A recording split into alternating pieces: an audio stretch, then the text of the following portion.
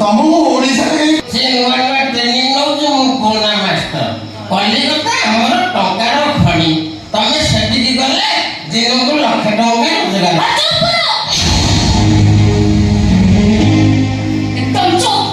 ତମେ କୁଆଡ଼େ ଡାକୁଛ କାହିଁକି ଡାକୁଛ ସେ ସବୁ ବୁଝି ସାରିଛି ନାରୀ କ'ଣ ହଉଛ ନାରୀ ଭୋଗ ବିଳାସର ସାମଗ୍ରୀ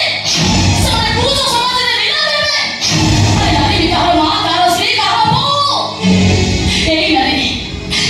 ସ୍ୱାମୀଙ୍କ ସମ୍ମାନ ରଖିବା ପାଇଁ ସ୍ୱାମୀଙ୍କ ସହିତ 14 ବର୍ଷ ବନବାସ ଯାଇଥିଲେ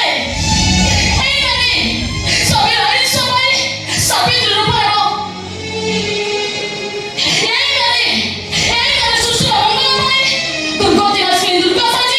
ଦଶ ପୂଜା ରୂପରେ ଧରା ପୃଷ୍ଠରେ ଅବତରଣ କରିଥିଲେ ମୁଁ ସମ୍ଭାଳି ପାରିବିନି ତୁ ଚୁପଚାପ